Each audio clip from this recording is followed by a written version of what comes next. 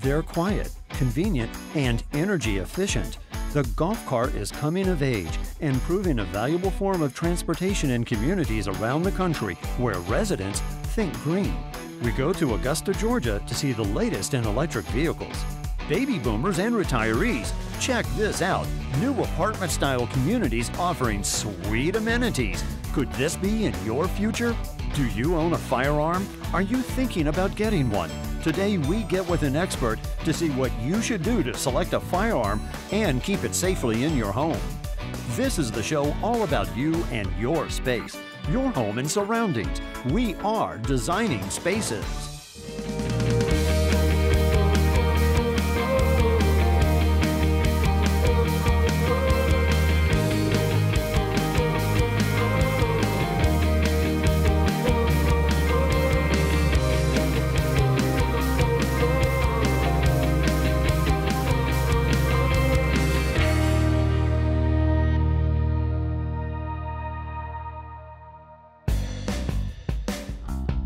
A quick run to the neighbors a few blocks over. Drop the kids off at school. A trip to the local shopping center to take care of business. Electric vehicles we commonly call golf cars are coming into their own. They make for an ideal, quiet mode of transportation around the community. And you can forget about trips to the gas station. Electric vehicles that are open air give people the opportunity to visit with neighbors, to really be a part of their community. We call them freedom vehicles. Nick Moore, Senior Product Manager, is here to tell us more. So a brief history of E-Z-Go. It was founded by two brothers in 1954 in a single-room machine shop. Their single goal was to build the best golf car that would best meet the needs of the customers in the industry. With a long history of manufacturing, the golf car idea has broadened considerably beyond 18 holes. From there, in 1960, E-Z-Go was acquired by Textron, which is a much larger company that owns brands like Cessna, Airplanes, Beechcraft, Bell Helicopter, Greenlee Tools, and many other companies across multiple industries. E-Z-Go builds different types of vehicles for consumer applications. Most people know E-Z-Go as a golf car manufacturer, and so we build things that look a lot like golf cars, like the vehicle I'm sitting in today. This is an E-Z-Go RXV Freedom, and this is the most technologically advanced golf car available on the market. One aspect that makes this E-Z-Go unique is its AC technology. Everything else that you can purchase is typically DC powered. The big advantage with AC is that it's 25% more efficient than DC. And so for people that drive electric vehicles, a lot of times their biggest concern is around range.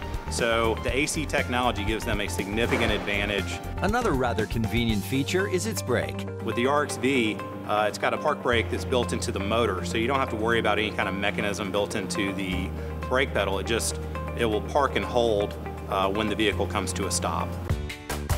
Some of the electric vehicles are built specifically for neighborhood and community use. Designing Spaces visited one community to see how owners typically use their vehicles.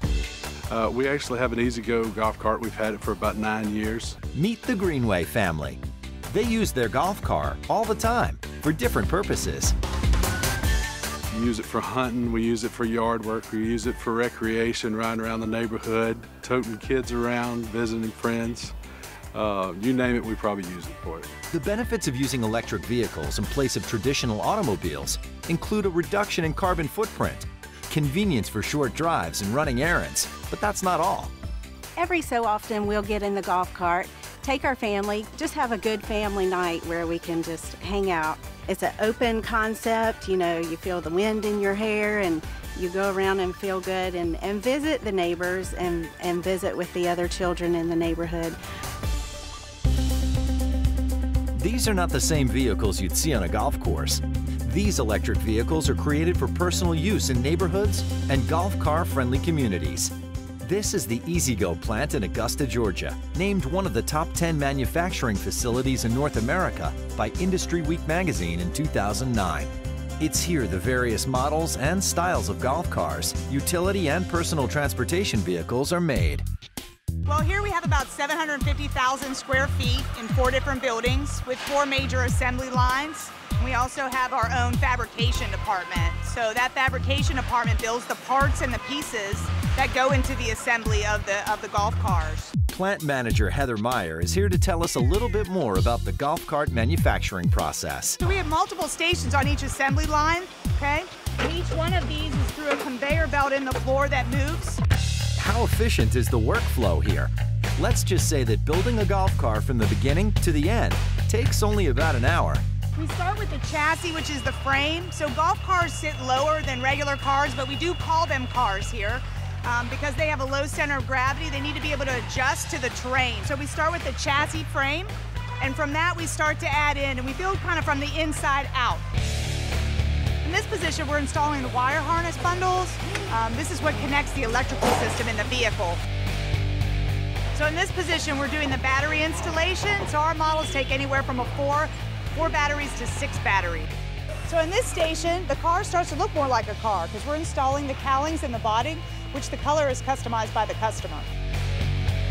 So we're here on our 2.5 line, which is one of our street legal versions of a golf car, where we're taking the windshield and making a sub-assembly so that we can put that in the last stage with the canopy.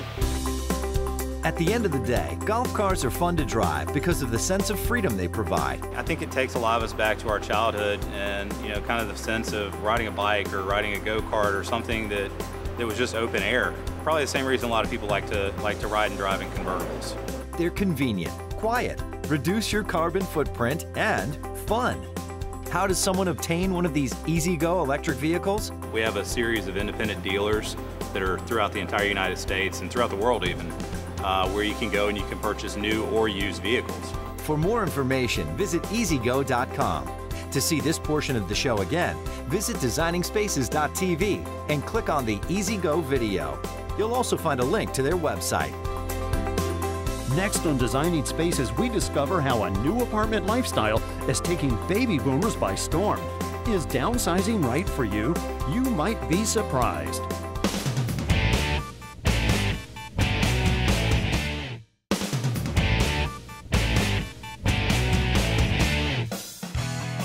More and more people are pursuing the new American dream by renting instead of buying a home. Especially baby boomers and empty nesters who have been there, done that, are looking to downsize and simplify their lives by shedding the burden and responsibility of homeownership and renting instead. I think what many baby boomers are finding, myself included, is that as our children move out of the homes, we no longer need all the space that we are currently living in. And most of all, we don't need the maintenance of keeping that home attractive. What we really want is an all-inclusive, everything is taken care of with our monthly rent. We love the freedom, we love the flexibility. We're a vital generation, and we want to be comfortable in doing what we're doing and happy where we're living. Many baby boomers don't want to travel far to get to places they frequent on a daily or weekly basis. Some apartment communities offer convenience as a major selling point. Well, I think what it really is we're going back to our roots. We started out in the cities when we were younger. We moved to the suburbs when we had families. Now that we are empty nesters, we want to be back where the action is. We want to be close to museums, we want to be close to where we're working, we want to be close to the center of the city. So whether it's a big city or a small town, boomers want to be where the action is. After their daughter went off to college, Julie Thompson and her husband decided it was time to sell the big house and transition into apartment living. My husband and I became empty nesters last year, so we were looking for a place that we could enjoy our life without having to maintain things. So coming here to the Metropolitan has been wonderful. We have a nice balcony that overlooks the center and provides lots of entertainment. Anytime you have an issue with your apartment, you just call somebody up and they'll come and take care of it right away for you. And it's just been wonderful not to have to maintain anything. We pretty much have a carefree life where we can eat out whenever we want, walk down to the movie theater, and it's actually quite romantic at times. Located in Loudoun County, Virginia, the Metropolitan at Village at Leesburg is a mixed-use community that sits right at the heart of the vibrant new Village at Leesburg Town Center. Residents enjoy beautiful open floor plans and top-notch finishes. Outside their front doors, a whole world of shopping, dining, and entertainment awaits. All of their countless amenities and perks make the Metropolitan at Village at Leesburg unlike any other apartment community in the area. Some of the amenities that we offer here to our Metropolitan residents are a 24-hour business center We also have a patio with grills. We have our pool with cabana-style seating. We also have media room, game room, 24-hour fitness center, as well as a wellness room featuring a massage table. The convenience is you have one payment that takes care of all of the other things that you used to do before. Mortgages, maintenance, taxes, house cleaning. Now you have one monthly payment and it is all inclusive. It's a great benefit for us. Living at the Metropolitan at Village at Leesburg gives the residents a real sense of community because of everything the property has to offer. The Metropolitan is a great place to live. They have great amenities, great staff. It's wonderful to be able to walk downstairs and have dinner or go to a movie, or if you need something at the grocery store, it's right there, dry cleaning. It's all the amenities you need are right here within walking distance. All of our apartments feature granite countertops in the kitchens, maplewood cabinetry, black appliances. Some of our apartments feature wood flooring and also high ceilings. They're very open floor plans. The majority of our floor plans will have balconies with a French door leading out. Select floor plans feature built-in granite countertop desks. Our bathrooms feature ceramic flooring, as well as in the shower area. We have walk-through closets leading to the main bedrooms. Our bedrooms will accommodate king-size furniture. We also feature stackable full-size washer and dryers. Kettler manages 25,000 apartments in 7 states and the District of Columbia. Many of them, like the Metropolitan Villages of Leesburg, that are mixed use or in urban locations. So we see a lot of baby boomers plus millennials renting in those areas. The demographic here started out as younger professionals, singles, and some married couples. And over the last 5 years, it has shifted to a lot more baby boomers and people that are empty nesters that are downsizing from their homes into apartment communities. Good morning. Thank you for calling the National Apartment Association. How may I help you? The National Apartment Association is the nation's leading advocate for quality rental housing. It is a federation of 170 state and local affiliates representing 68,000 members in 7.6 million homes throughout the United States. For young professionals, married couples without children, and baby boomers and empty nesters in particular, the freedom, flexibility, and diverse set of options make renting an apartment home the right choice for their desired lifestyle. To see this portion of Designing Spaces again, go to designingspaces.tv and click on the National Apartment Association video. You'll also find a link to the National Apartment Association website. We take a look at firearms in the home and get tips on firearm safety. Coming up, so don't go away. Next, here on Designing Spaces.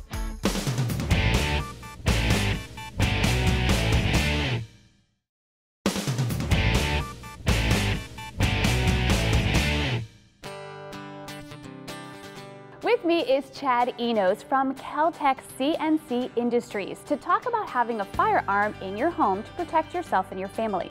Hopefully you will never have to use it beyond target practice, but we're going to learn all the good and bad that we need to know. Chad, welcome to Designing Spaces. Thanks for having me. I appreciate it. Okay, so I've heard the old adage that a man has the right to protect his castle, but today women are taking on that role as well. Absolutely, and not only that, but in the competition realm as well. The competition world with women is expanding like crazy. But at the home, you can dial 911, but it can take anywhere from 30 seconds to 30 minutes for law enforcement to show up. Right. So we believe that every adult in the household should be able to use and handle a firearm safely and effectively. Right, especially if there's children in the home. You want to protect yourself and your children. Yes, absolutely, for sure.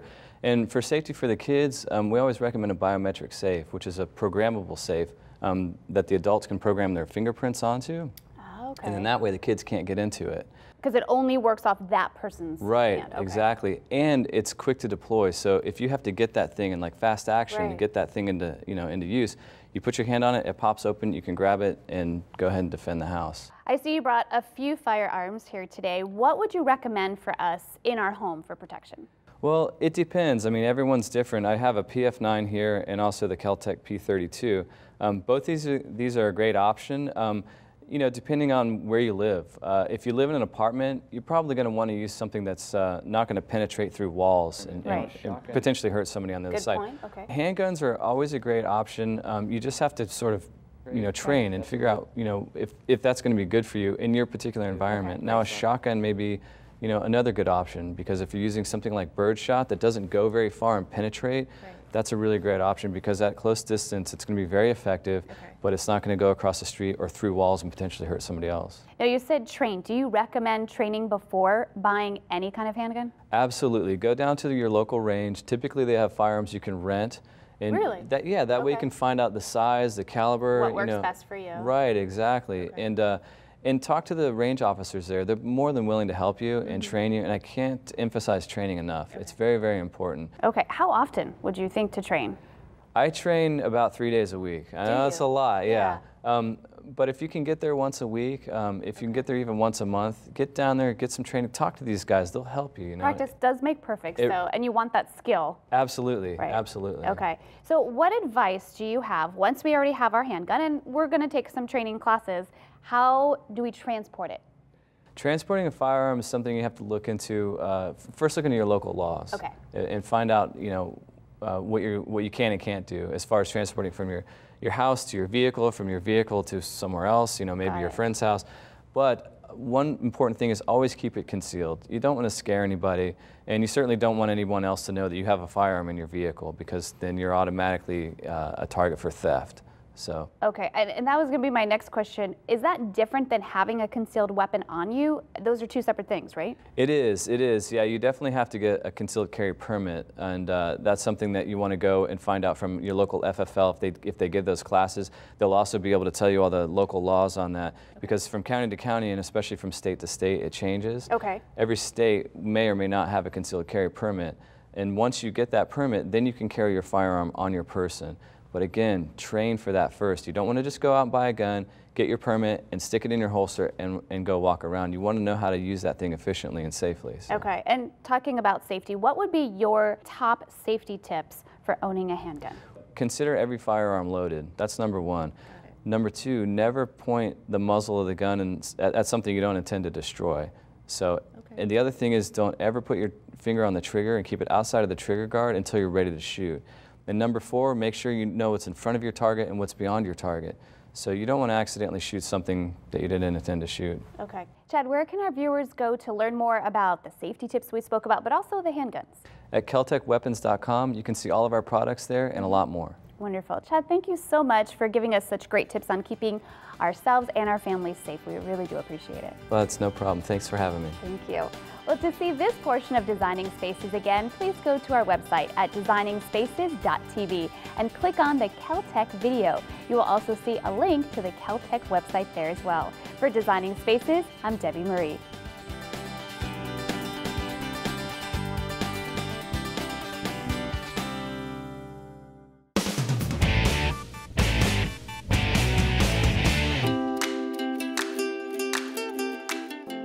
A safe and efficient home and life is basic to all of us. From convenient and easy transportation, or downsizing your home to enjoy the good life, to protecting your home and family safely, we want your home and lifestyle to fit your needs and desires. We are Designing Spaces. For more information about anything you've seen on today's show, or to find out how to be part of the show, log on to designingspaces.tv. You can visit these websites to learn more about the participants on this edition of Designing Spaces.